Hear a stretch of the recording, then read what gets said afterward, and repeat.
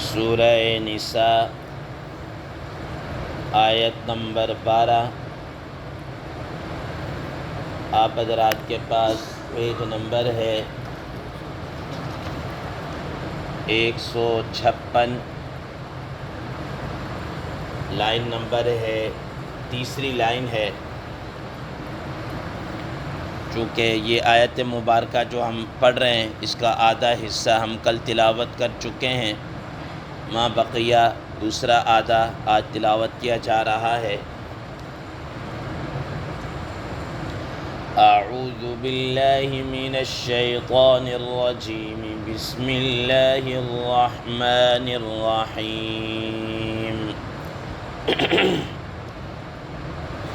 وَإِن كَانَ رَجُلٌ يُورَثُ كَلَالَةً أَوْ امْرَأَةٌ وَلَهُ أَخٌ أَوْ أُخْتٌ فَلِكُلِّ وَاحِدٍ مِّنْهُمَا السُّدُسُ فَإِن كَانُوا أَكْثَرَ مِن ذَلِكَ فَهُمْ شُرَكَاءُ فِي الثُّلُثِ من بعد وصية يوصى بها أو دين غير مضار وصية من الله والله عليم حليم۔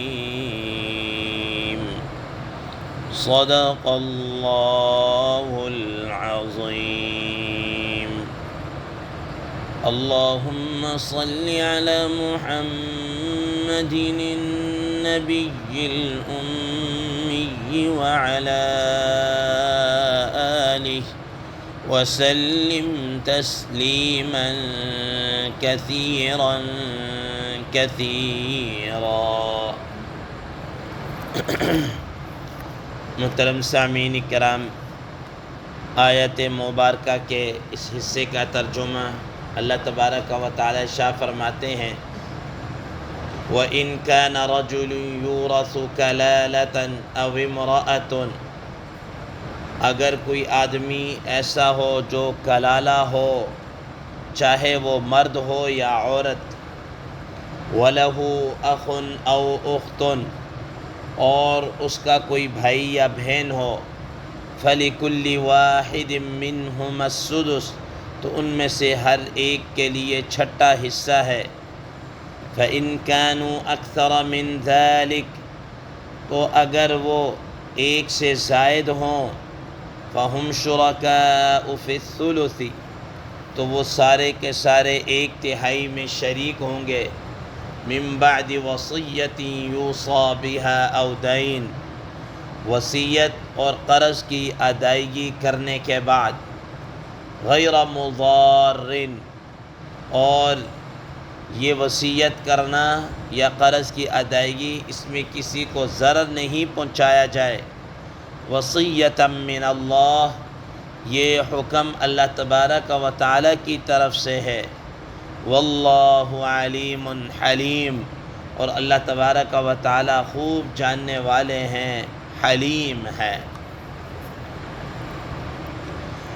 محترم سامعین کرام، وراثت کی تقسیم کے متعلق احکامات بیان ہو رہے تھے۔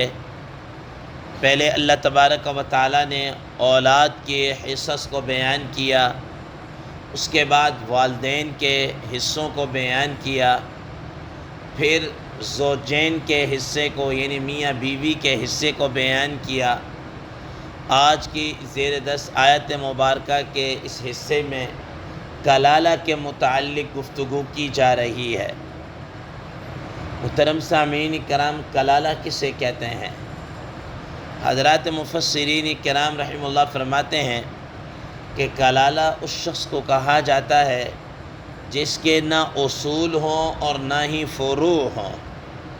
کیا مطلب؟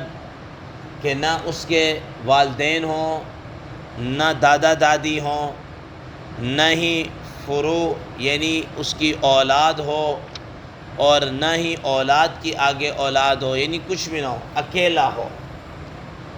تو ایسا شخص خواہ مرد ہو یا خواہ عورت ہو، یعنی عورت، اس کے ماں باپ، اور پھر نیچے اولاد کوئی نہ ہو، کوئی بھی نہ ہو، اکیلی طرح اور کوئی وارث نہ ہو، اس کو بھی کلالہ کہیں گے۔ اور یہی سیم کنڈیشن اگر مرد کی ہو تو اس کو بھی کیا کہیں گے؟ کلالہ کہیں گے۔ اب ایسا کلالہ مرد یا کلالہ عورت، اس کی وراثت کو کیسا تقسیم کیا جائے گا؟ حضرات مفسرین کرام رحمہ اللہ فرماتے ہیں کہ قرآن مجید کے اندر کلالہ سے متعلق 2 آیتوں کے اندر وراثت کے احکام کو بیان کیا گیا۔ ایک یہی آیت مبارکہ ہے، اور ایک اسی صورت کی بالکل آخری آیت مبارکہ کے اندر اسی کلالہ کے متعلق گفتگو کی گئی ہے۔ لیکن دونوں کے درمیان میں کیا ہے؟ فرق ہے۔ دونوں کے درمیان میں فرق ہے۔ وہ فرق ابھی آپ حضرات کے سامنے آ جاتا ہے۔ فرمایا کہ ایسا کلالہ مرد یا کلالہ عورت، فرماتے ہیں کہ اس کی وراثت اس طرح تقسیم کی جائے گی: وَلَهُ أَخٌ أَوْ أُخْتٌ فَلِكُلِّ وَاحِدٍ مِّنْهُمَا السُّدُسُ۔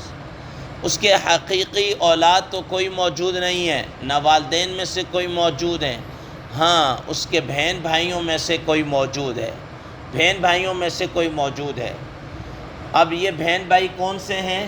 اس کے بھی متعلق حضرات مفسرین کرام رحمہ اللہ فرماتے ہیں کہ اس آیت کے اندر جس کلالہ کے جس بہن بھائیوں کا تذکرہ کیا جا رہا ہے وہ بہن بھائی ہیں جو ماں کی طرف سے ہیں، جن کو اخیافی بہن بھائی کہا جاتا ہے۔ آپ حضرات کو پہلے بھی بتایا ہے کہ بہن بھائیوں کی 3 طرح کی قسمیں، ایک وہ جو حقیقی کہلاتے ہیں، جن کے ماں باپ ایک ہیں، دوسرے وہ ہیں جو علاتی کہلاتے ہیں، جن کے باپ ایک ہے، ماں الگ الگ ہے، یعنی باپ نے ایک سے زائد شادی کر رکھی ہیں، ایک سے زائد شادیاں کر رکھی ہیں، یہ علاتی بہن بھائی کہلاتے ہیں۔ اور تیسرے نمبر پر اخیافی بہن بھائی۔ اخیافی بہن بھائی اس کو کہتے ہیں کہ آدمی ہے، فوت ہو گیا، اس کے آگے بیوی ہے، ظاہر اس آدمی کی پہلے سے اولاد موجود، فوت ہو چکا ہے، اس عورت نے آگے کسی دوسرے سے کیا کر لی؟ شادی کر لی، اب اس سے بھی آگے اولاد ہو گئی، تو یہ آپس میں جو اولاد ہے بہن بھائی، یہ اخیافی بہن بھائی کہلاتے ہیں، جن کی ماں ایک ہے، باپ الگ الگ ہے، ٹھیک ہے نا، یہ اخیافی بہن بھائی کہلاتے ہیں۔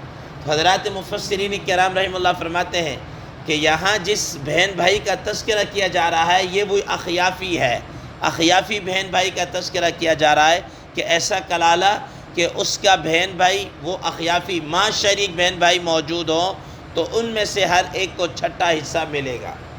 اب یہاں سوال یہ پیدا ہوتا ہے کہ یہ جو آپ نے کہا کہ اخیافی بہن بھائی ہوں، ماں شریک بہن بھائی ہوں، یہ کہاں سے لے لیا؟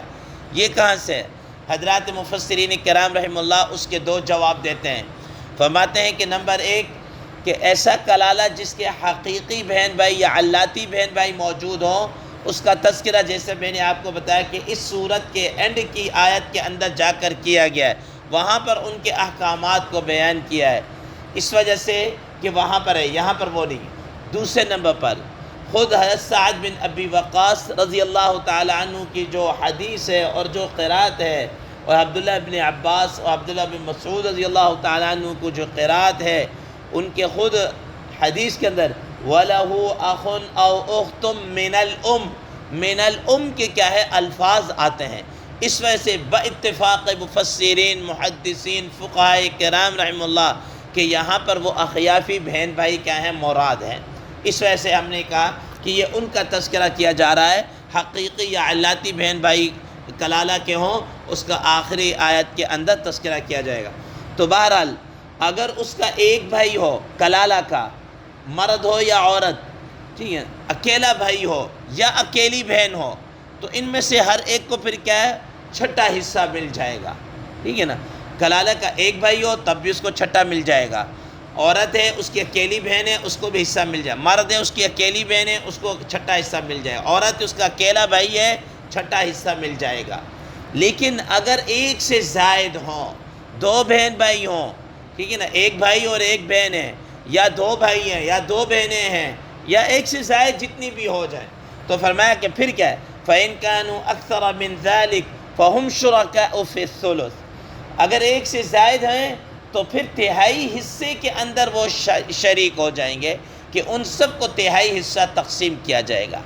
اب یہاں پر ایک اور چیز بات ذہن نشین رکھیں کہ یہاں پر یہ جو تہائی حصہ تقسیم کیا جائے گا ایک سے زائد اخیافی بہن بھائی کی صورت میں، یہاں پر وہ اصول جو وراثت کا مشہور ہے للذکر مثل حظ الانثیین، کہ لڑکے کو لڑکی کے مقابلے میں ڈبل ملے گا، یہاں پر نہیں ہے، یہاں پر برابر سرابر تقسیم ہوگا۔ اس وجہ سے علامہ قرطبی رحمہ اللہ اپنی تفسیر کے اندر بیان فرماتے ہیں کہ یہ واحد مقام ہے وراثت کا جہاں پر آ کر للذکر مثل حظ الانثیین والا فارمولہ نہیں ہوتا، بلکہ یہاں پر بہن بھائی اخیافی بہن بھائی ہوں گے، ان کے اندر برابر سرابر کیا ہے تقسیم کیا جائے گا، یہاں پر وہ فارمولہ نہیں ہے۔ یہی وجہ ہے کہ میں نے آپ کو بتایا تھا کہ یہاں پر بھی کلالہ کی تفسیر کو بیان کیا گیا اور آخر آیت کے اندر بھی سورت کے، اور دونوں میں فرق ہے، اور وہ فرق یہی ہے کہ وہاں پر خود قرآن مجید نے وہاں پر علاتی اور حقیقی بہن بھائی جو ہوں گے تو اس کے لیے وہی للذکر مثل حظ الانثیین والا فارمولہ ہے۔ یہاں پر باتفاق مفسرین محدثین فقہاء کرام رحمہ اللہ یہاں پر وہ فارمولہ نہیں ہے، بلکہ ان سب کے درمیان میں کیا ہے برابر سرابر تقسیم کیا جائے گا۔ تو بہرحال کہ یہ کلالہ اگر اس کے صرف ایک بھائی یا ایک بہن ہے تو پہلی شکل اس کو کیا ہے چھٹا حصہ ملے گا، اور اگر ایک سے زائد بہن بھائی ہیں تو ان کو کیا ہے تیسرا حصہ 1/3 ان کو 1/3 مل جائے گا، اور یہ 1/3 ان کے درمیان برابر سرابر تقسیم کیا جائے گا۔ من بعد وصیت یوصی بہا او دین، پھر وہی حکم آ گیا تاکہ کہ یہ جو تقسیم ہے ترکے کے تقسیم، یہ قرض وغیرہ کی ادائیگی اور وصیت کو پورا کرنے کے بعد کیا ہے دیا جائے گا۔ آگے اللہ تبارک و تعالیٰ فرماتا غیر مضار وصیۃ من اللہ، کہ اس کے اندر ضرر نہیں ہونا چاہیے، کسی کو تکلیف کسی کو نقصان نہیں پہنچانا۔ حضرات مفسرین کرام رحمہ اللہ فرماتے ہیں کہ جب کوئی وراثت تقسیم کی جائے اور تو اس کے اندر ضرار نہ ہو، نقصان نہ پہنچائے۔ کیا مطلب یہ ہے کہ اب فرض کیا ایک آدمی اپنی زندگی کے آخری حصے کے اندر مرض الوفات کے اندر ہے، اب وہ کیا کرے دوسرے وارثوں کو محروم کرنے کے لیے کسی ایک کے نام سارا کچھ لگا دے، فرمایا کہ یہ باقی وارثوں کو کیا ہے ضرر ہے، ٹھیک ہے۔ اسی طریقے سے وارثوں میں سے کسی کو وصیت کر کے چلا جائے یہ بھی ضرر ہے، خود حدیث مبارکہ میں اس سے منع کیا گیا ہے۔ یا جناب اعلیٰ یہ بھی ضرر ہے، فرمایا کہ کوئی آدمی اس طرح کرے کہ وصیت ہے، اب آپ کو پتہ ہے کہ وصیت 1/3 کے اندر کی جاتی ہے، 1/3 سے زائد نہیں ہے، اس کے اندر اس کی وصیت کو پورا کیا جائے گا، لیکن یہ کیا کرتا ہے کہ وارثوں کو نقصان پہنچانے کے لیے یا کسی کو محروم کرنے کے لیے وہ 1/3 کے بجائے 2/3 یا ہاف کیا کرتا ہے کہ وہ وصیت کر کے جاتا ہے، فرمایا کہ یہ ضرر پہنچانا ہے وراثت۔ یا جناب اعلیٰ ایسا ہے مثال کے طور پر کہ وہ چپکے سے کسی وارث کو یا کسی کو کچھ پیسے زیادہ اضافی دے دیتا ہے دوسروں کو محروم کرنے کے لیے، یہ بھی ضرر ہے۔ اسی طریقے سے اس نے کسی سے قرض وصول کرنا ہے، ٹھیک ہے نا، قرض وصول کرنا ہے، اب اس کو پتہ ہے کہ میں نے قرض لیا تو ہے نہیں ہے، قرض میں نے وصول تو کیا نہیں ہے، لیکن میں اس کو نہیں دینے دوں گا، تو اور اپنے اس دوست کو یا کسی کو نوازنا چاہتا ہے تو وہ کہہ دیتا ہے کہ ہاں جی میں نے قرض کیا کر لیا ہے وصول کر لیا ہے۔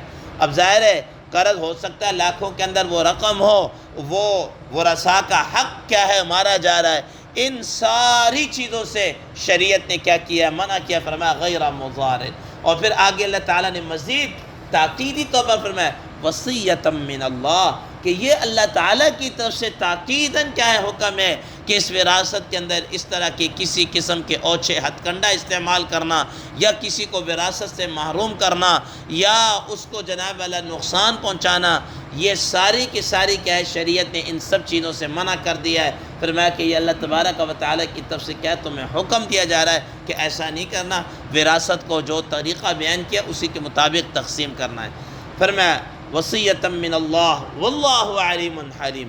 آگے اللہ تعالیٰ مزید فرما رہے ہیں کہ اگر پھر بھی تم نے اس کے اندر کوئی ڈنڈی ماری، کوئی گڑبڑ کی، کسی کو محروم کیا یا کسی کو زائد حصہ دیا یا کسی کو دے کر دوسرے کا حصہ کم کر دیا یا وصیت کے اندر کوئی ڈنڈی مار دی، یا وارثوں نے جناب اللہ یہ کیا کہ کہ کیا کہتے ہیں اس نے وصیت کی تھی اور اس وصیت کو بے شک وہ 1/3 کے اندر ہی تھی یا معمولی سی اور اس کو پورا نہیں کیا اور خود ہی ہتھیار، یہ ساری کی ساری چیزیں زرار ہے، تو اللہ تعالیٰ فرما رہے واللہ علیم حلیم، اللہ تعالیٰ ان کو خوب جانتے ہیں، دیکھ رہے ہیں، لیکن اس کے ساتھ ساتھ کیا ہے، حلیم ہے کہ وقت فی الفور اللہ تبارک و تعالیٰ گرفت نہیں کر رہے، پکڑ نہیں کر رہے، لیکن قیامت والے دن اللہ تبارک و تعالیٰ ضرور اس سب کا حساب کتاب لیں گے۔ تو یہاں تک محترم سامعین کرام وراثت کے احکامات کو بیان کیا گیا، ما بقی انشاءاللہ عزیز کل کے آگے آنے والی آیت کے متعلق ذکر کیا جائے گا۔ اللہ تبارک و تعالیٰ عمل کی توفیق عطا فرمائے۔